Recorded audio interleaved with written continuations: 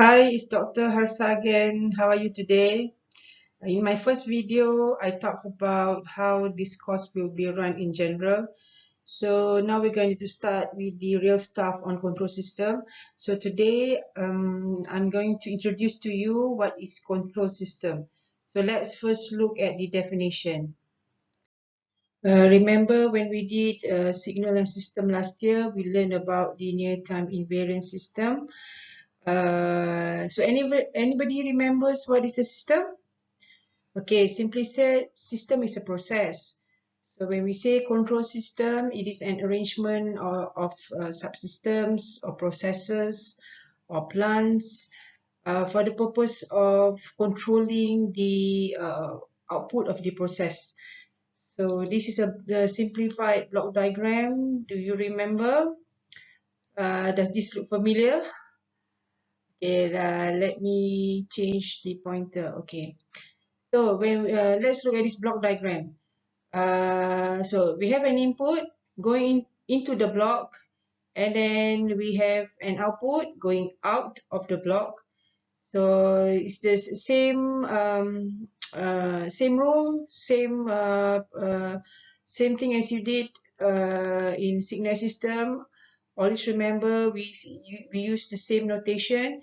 Input going in, output going out, and it always commonly use the arrangement such that the input comes from the left, yeah, and the output goes to the right, instead of the input coming from the right and the output going out to the left. It's not wrong, but the common notation is like this. So the system provides the output, okay, for a given input. The system provides output for the given input. Right. So why do we have control systems in the first place? There are many reasons, and they can be categorized into one of these four areas. Okay, maybe we want to have power amplification, or maybe we want to have remote control or remote access, or maybe we want to have convenience of the input form, or maybe we simply want to have a system that compensates for disturbances. Let me explain by giving you examples. Okay, first of all, take for instance a radar antenna. Okay, a radar antenna requires a large amount of power to rotate the antenna. So control system can produce the needed power amplification. So we can control the movement of the radar antenna by having just a low power knob as the input. Okay, there are many examples why we want to have remote access.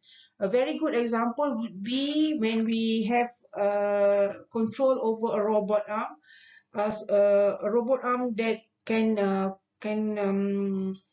pick up materials in contaminated areas, for example. So robots designed by control system principles can compensate for human disabilities. So this is a very good example of or good use of remote access or remote controls. Okay, the third one, take for example a temperature control system or an air conditioning system. The input is the input is a position in the control thermostat, okay, and the output is heat. So this shows the how convenient it can be just by having the input of tuning the thermostat or changing the setting on this thermostat will produce the required temperature that we want. Yeah. So this is what we say control systems can be used to provide convenience by changing the form of the input. Okay, now let's look at the antenna system again. Okay, what I mean here is the antenna that provides in a commanded direction. So, okay, let's say that uh, okay, if you imagine that we have the antenna system which I mentioned to you just now. Okay, imagine that let's say there's a wind or there's an internal disturbance entering the system. which causes the antenna to move in a different direction that it's supposed to be. So obviously, it's not possible for a person to physically move the antenna or make it go to the direction that it's supposed to be. So what we would like to have is the system itself must measure the amount that the disturbance has repositioned the antenna, and then return the antenna to the position that has been commanded by the input. So that's an example of how control systems is being used to compensate for disturbances. Okay, in general, we have two types of control problems. The first one is what we call regulatory control. This is when the control variable deviates from the desired response due to disturbance. Okay, and the second one is servo control. This is when the control variable must follow the changes in the input reference. Okay, that brings us to the aims of control systems and the possible methods to achieve them. What are the aims and methods of a control system? Okay, the aim of a control system is to regulate certain variables around constant values, and this is for regulatory control. Okay, the second one is to force parameters to vary in a specific manner, and this is for servo control. Okay, and we achieve these aims by either controlling manually or automatically. When we have manual control, it means human-aided control. In this kind of system, the man or the operator will have to constantly observe for any deviation in the process. Then he would have to adjust whatever necessary to make sure that the deviation does not give unnecessary effects or adverse effects to the system. This often leads to inconsistency, is inconsistent because the adjustments are operator dependent, and often there are many variables to be controlled. In automatic control system, the human is replaced with machines or computers. Instead of depending on human sensors to detect the deviation, so in automatic control system, they use mechanical sensors or electronic sensors or components or whatever transducers necessary to make the measurements instead of human. Yeah, so they use computers, or this is through computers by means sensors or whatever necessary other than human. Either they are not dependent on human. So when the measurements show any deviation from the expected reading, then the computers or the machine will make the decision on whether to make any adjustment. So if it is necessary, then the actuators will take action. Okay, that brings us to the components of a control system. This is a block diagram of a generic open loop control system. Okay, it starts with the input transducer. Okay, input transducer converts the input into the form that is being used by the controller. Okay, the controller is what drives the process or a plant. Okay, other signals such as disturbances are added to the controller outputs and the process outputs through the summing junction. Okay, the summing junction. These summing junctions, they yield the algebraic sum of its input, which is dependent on the associated sign. Yeah. So the input reference. The input is also called reference, and the output is also called the control variable.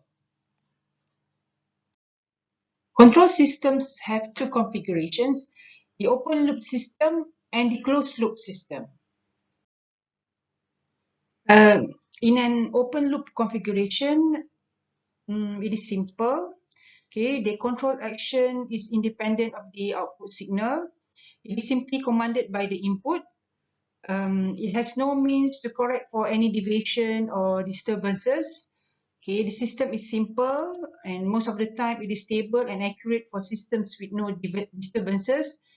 So it's usually suitable for low-cost systems.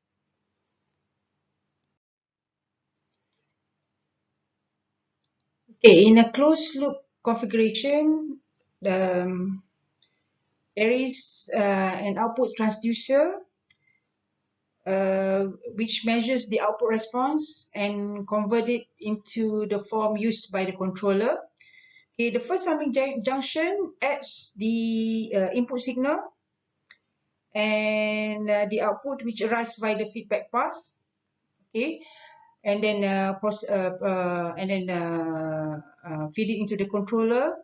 Okay, in a closed loop control system, this control action is dependent on the output signal. It is able to compensate for disturbances, so it is less sensitive to noise and changes in the environment. However, it is more complex and expensive. Let's take a closer look at the closed loop control system. Okay, a closed loop control system has a feedback path which takes the output or the control variable to be compared with the input or the desired output. Okay, the difference between them becomes the input to the controller. Okay, the difference in the values between the input and output is usually called the actuating signal. But in systems where both the input transducers and the output transducers have unity gain means that the transducers amplify the input by 1. Okay, then the actuating signal value is equal to the actual difference between the input and the output of the system. So under this condition, then the actuating signal is more known as the error. Okay, the closed loop system compensates disturbances by measuring the output response and then feed the measurement back through the feedback path and then compare that response to the input at the summing junction. Okay, if there is any difference between these two responses, then the system would drive the plant through the actuating signal to make the correction. If there is no difference, then the system does not drive the plant since the plant's response is already the desired response. As an engineer, when we are asked to design a system, there are certain analysis and design objectives that we need to follow. The first one, we want to design a system such that it produces the desired transient response. Secondly, we want to create a system such that the system has very minimal steady state error. In other words, we want to reduce the steady state error. And thirdly, we want a system that achieves stability. Of course, we want a system to be a stable one, yeah? So I will explain to you an example in the next slide.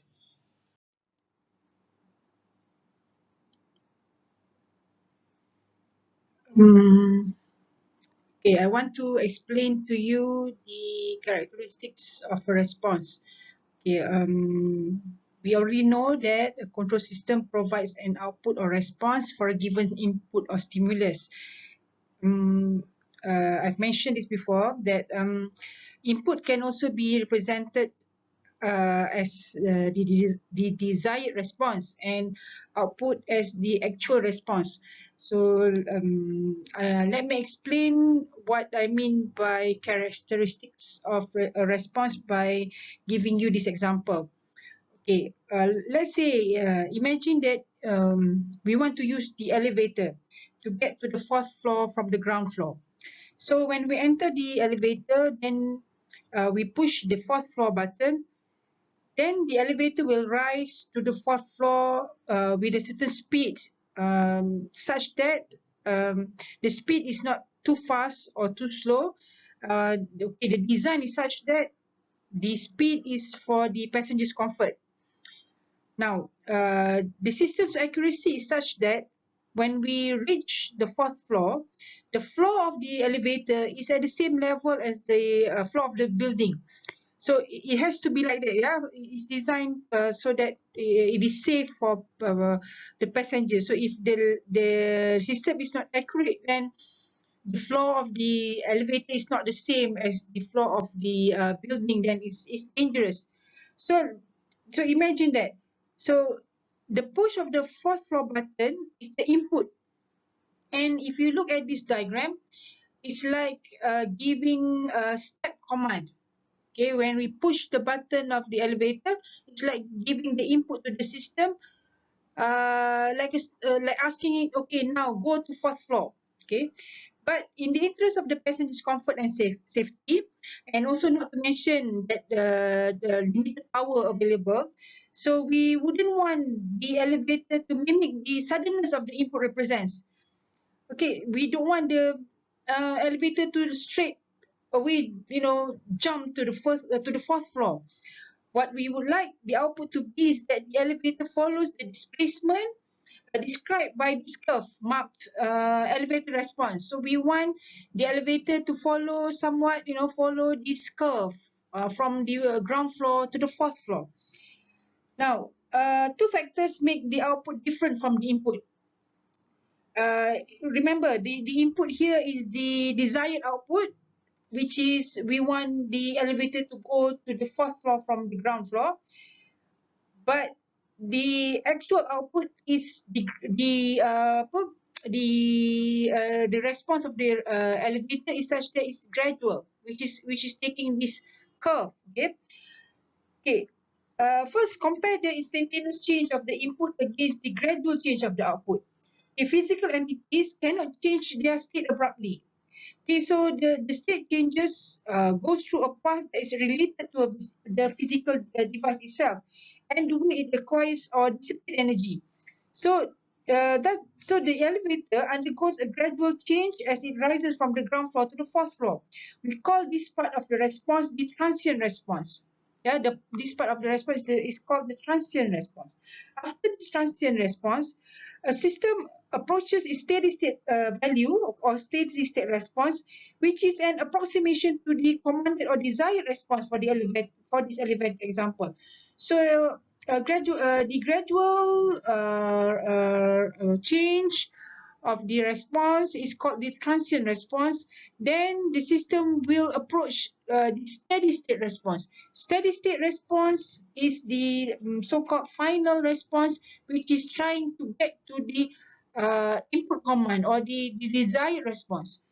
So the difference between the actual response and the desired response is called the steady state error. And and another factor that affects the difference between the output and the input, or the desired output and the actual output. Okay, the accuracy. Okay, is dependent on the steady state error.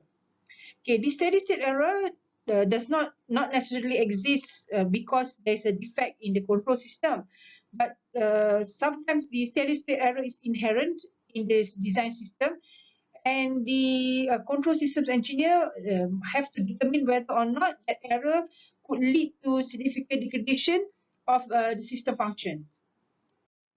This is the design steps in designing of a control system.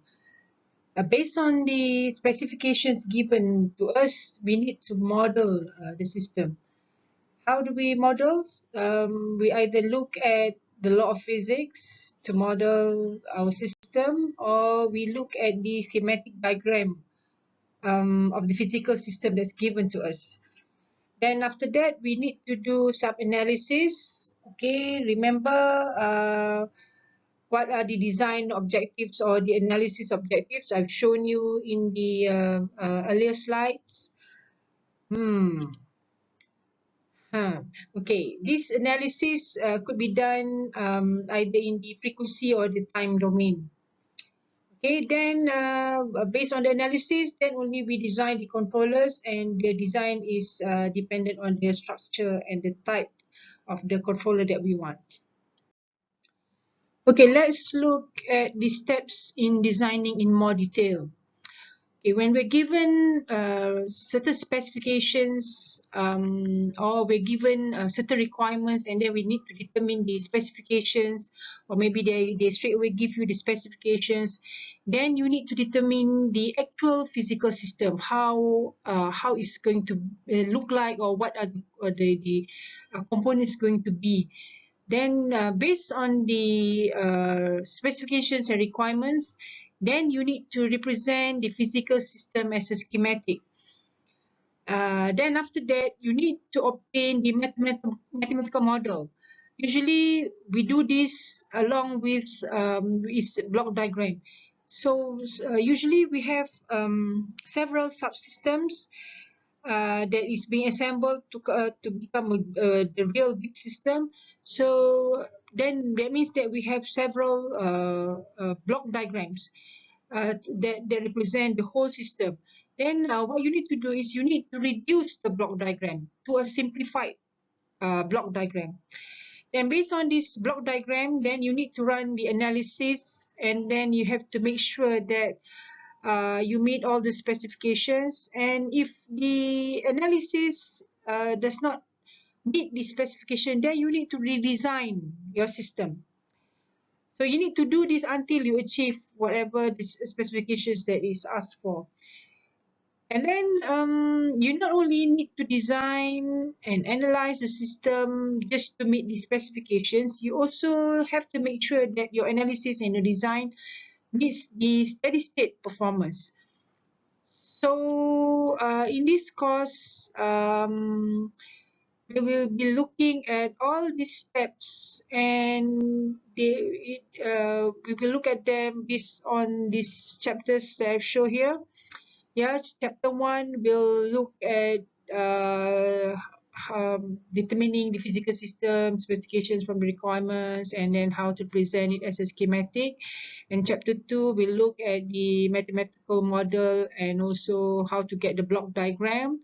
And then chapter 3 is actually the analysis and design of the system, how to analyze and how to design the system such that it will meet the specifications. And then we look at chapter 4, which is how to reduce the block diagram. That's the reason why we're doing this interchange. We're not following actually doing the looking at reducing, then only we analyze. In this course, we look at the analysis and design first, then only we try to reduce the block diagram, because both of these steps can be done together. And then chapters 5 and 6 will be looking at the steady state performance.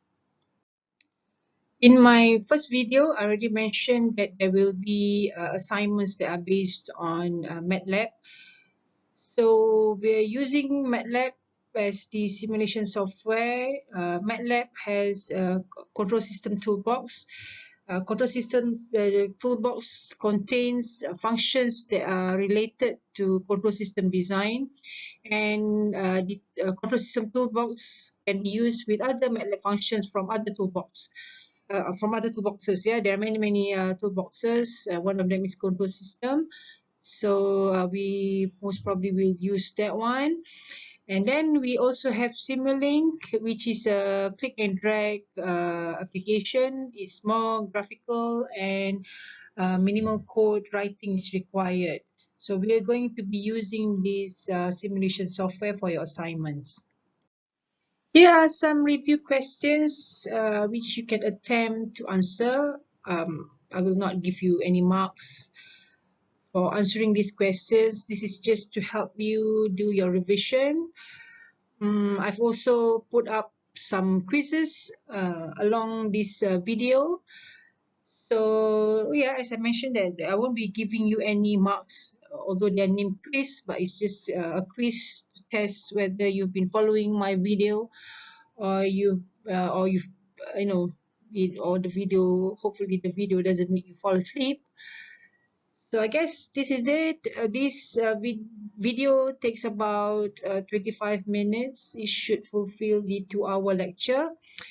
It's kind of boring with me talking. I hope that you are still awake until the end. In our next video or lectures, there I think we will be more interactive. I'll try to make it more interactive. Probably it's better because we will be doing some calculation. So I hope to see you again in our next video, or maybe we'll see in the WebEx session. Again, thank you for watching, and I welcome any feedback from you to improve my video. Okay, see you next time. Bye.